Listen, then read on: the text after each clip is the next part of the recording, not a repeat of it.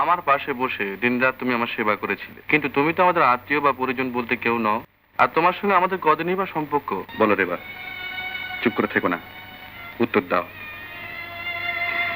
সব কথারই কি উত্তর থাকে? হ্যাঁ থাকে, আর সব উত্তরই আজ তোমাকে দিতে হবে। ওকে তুল, ওকে তুল অনিল। ও কেন এমন করছে? ও বুঝতে পেরেছো মা, যে এই বাড়িতে ঠাঁই পেতে হলে তোমার পায়ে যে আশ্রয় পাওয়া যায়। অনিল, ও কদিন কি খেলি দেখালে? ওরে বাবা, খেল বলে খেল, একেবারে ভোজবাজির খেল, যেন ইন্ডিয়ান রোপ ট্রিক। 1.5 মাস ধরে রোজই শুনছি ভাগ্যে রেবাদি ছিল। এই এক মেয়ে রেবা, কি সেবা যত্ন, এরকম মেয়ে আমি আর কখনো দেখিনি। ওয়ান্ডার। ঠিক বলেছেন, রেবাদির ঘরের মেয়ে না হয়ে নার্স হওয়া উচিত ছিল। হ্যাঁ রে সলিল, নার্স কি আকাশ থেকে পড়ে বাবা? ঘরের মেয়েরাই তো নার্স হয়। ঠিক মা, ঠিক।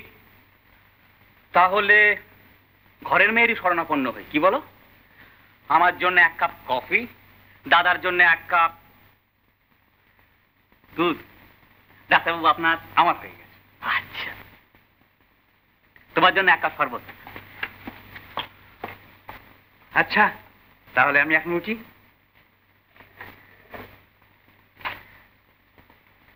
অনিল, আমি এবার যাই, আমার আবার 2টি পেশেন্ট দেখতে যেতে হবে। আর কটা দিন you will be perfectly alright. একটু সাবধানে থেকো। ডাক্তারবাবু ঠিক কথাই বলেছেন। সেবায় কর্তব্যে স্নেহে রেবার মতো মেয়ে হয় না, অথচ রেবার প্রতি কর্তব্যই আমরা করছি না। একটি ভালো পাত্রে রেবাকে সম্প্রদান করে রেবার মায়ের আত্মাকে একটু শান্তি দেব, এই প্রতিজ্ঞাই তো তীর্থস্থান থেকে করে এসেছিলাম, কিন্তু তা তো হলো না। কেন হবে না মা? রেবার জন্য ভালো পাত্র আমি নিজে খুঁজে আনবো। তুই খুঁজে আনলে আমি এবার যেতে দেবো কেন? এই এত বড় বাড়িতে আমি একলা থাকি কি করে বল? একটা সঙ্গী নেই, সাথী নেই। কিন্তু একদিন না একদিন রেবার বিয়ে তো দিতেই হবে। তা তো হবেই, কিন্তু তাই বলে রেবাকে আমি বাইরে যেতে দেব না। ওকে আমার ঘরের বউ করতে চাই অনিল। ঘরের বউ? কার বউ মা? অনিল, তুই কি অন্ধ?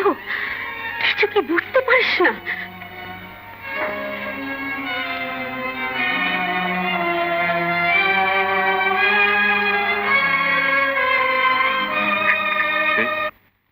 আমি রেবা।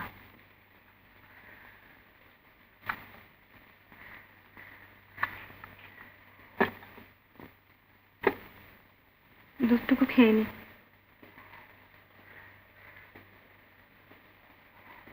রেবা, বসো, তোমার সঙ্গে কয়েকটা কথা আছে।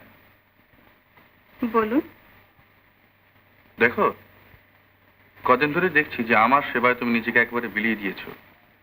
আমার কোথাও সুবিধা হচ্ছে বা অসুবিধা হচ্ছে, কি যে আমি খাচ্ছি বা না খাচ্ছি, এ সমস্ত কাজ ছাড়া তোমার নিজের কোনো কাজ নেই?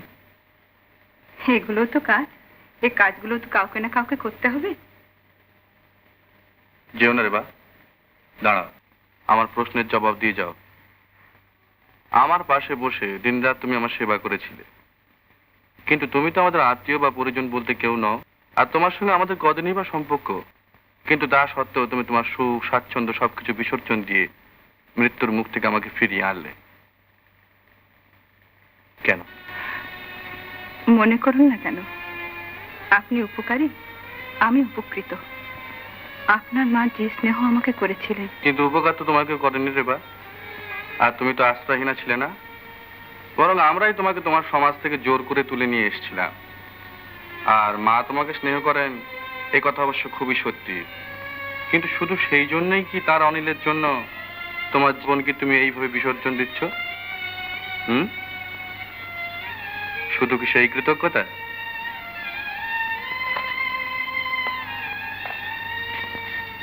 বলো রেবা, চুপ করে থেকো না, উত্তর দাও।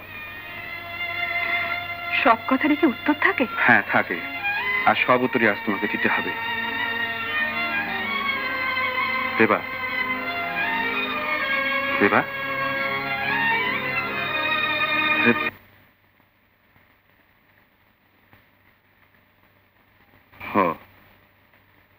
তাহলে মার কথা সত্যি, এমনি করে তুমি আমাকে গ্রহণ করেছো।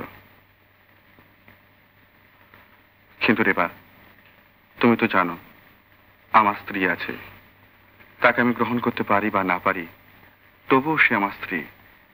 এই দেহ মনের উপর অধিকার শুধু তারই। তবে তুমি কেন এমন করে ভুল করলে? যাকে তুমি কোনোদিন পাবে না, সেই অপাত্রে তোমার ঐশ্বর্য কেন এমন করে বিসর্জন দিলে দেবা? আর নয়, আর আমি পারি না। আমায় তুমি দয়া করো। আমি জানি তুমি স্বামীর স্বামী, সে অধিকার আমি কোনোদিনই কেড়ে নিতে চাইনি, আর কোনোদিনও চাইবো না।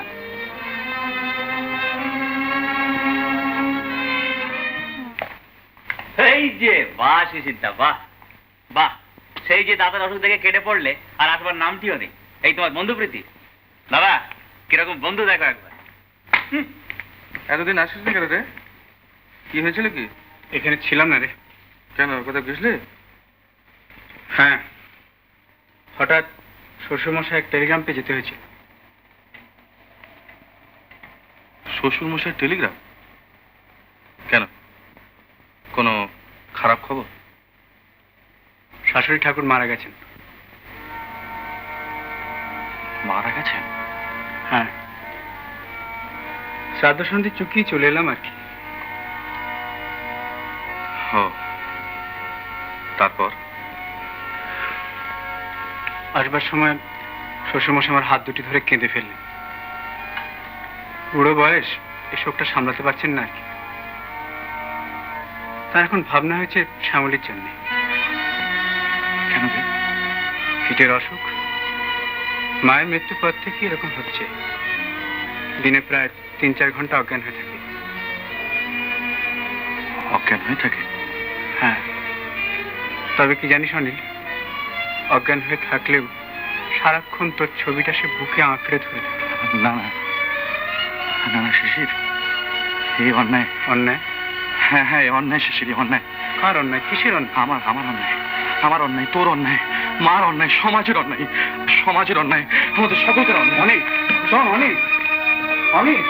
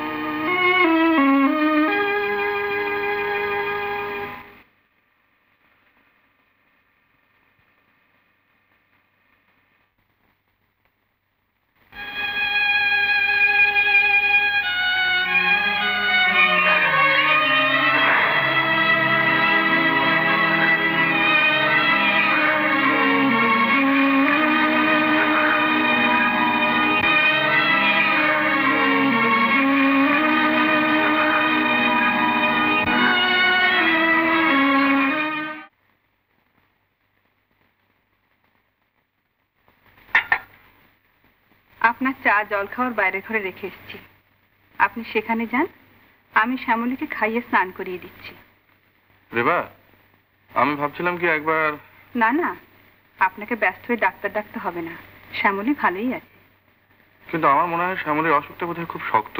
শ্যামলীর ওষুধ ডাক্তার সব আপনি, ও এখানে থাকলেই ভালো হয়ে যাবে।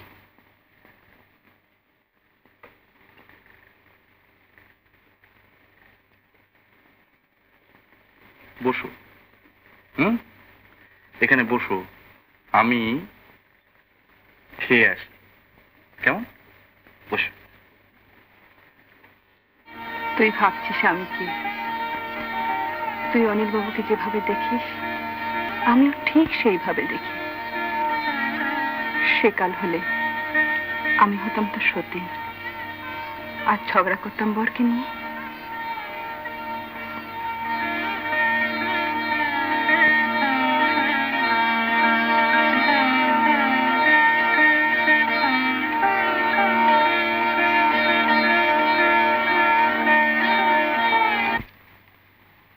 সিঁদুর পরবার অধিকার আমার নেই, আর তার দরকারও হবে না। ঋষিকেশে গঙ্গার ধারে বসে ভাববো মহাদেবের পাশে গৌরীর মতো অনিল বাবুর পাশে রয়েছে আমার সতীন শ্যামা। তুই থাকবি কাছে, আমি থাকবো দূরে। তুই করবি তার সেবা, আমি করবো তার ধ্যান। আমরা দুজনেই পাবো তাকে দুপদ দিয়ে।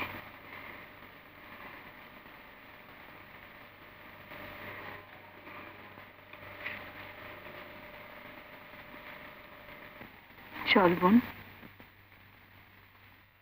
ও ঘরে চল, ও ঘরে চল, ওঠ।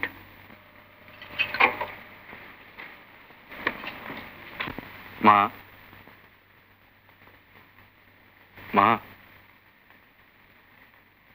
তোমার সংসারে এসে পড়েছে অসহায় একটি জীব। সে আমার স্ত্রী। তাকে যদি হাসি মুখে তুমি তোমার ছেলের বউ বলে গ্রহণ করতে না পারো, তাহলে আমিও জানবো যে এই সংসারে আমারও কোনো ঠাঁই নেই। এত বড় কথা তুই কি করে বলতে পারলি অনিল?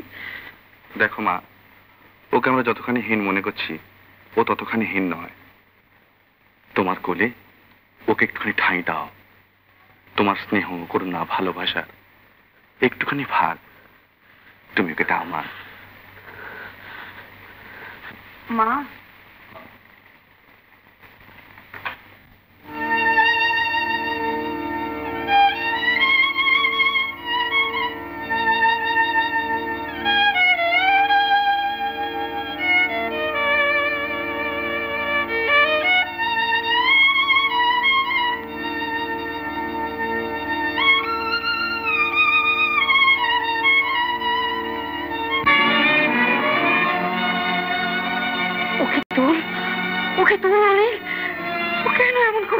ও বুঝতে পেরেছো মা, যে এই বাড়িতে ঠাঁই পেতে হলে তোমার পায়ে যে আশ্রয় পাওয়া যায়।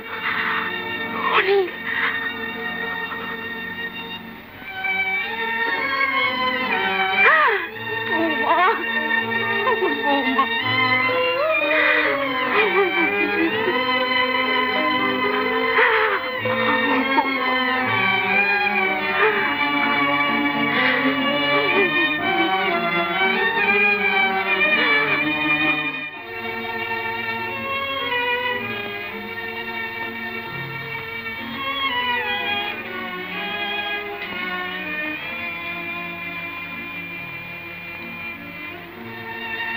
আমি যাচ্ছি শ্যামলী,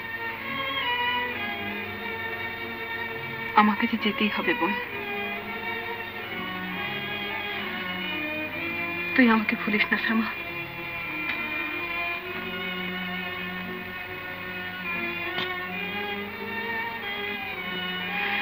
না, কোনো রাগ, কোনো অভিমান নিয়ে আমি যাচ্ছি না।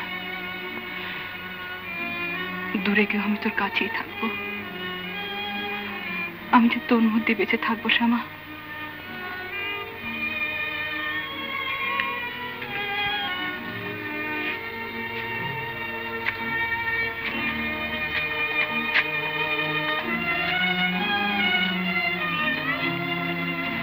আমি যাচ্ছি, জীবনে তার কখনো দেখা হবে না।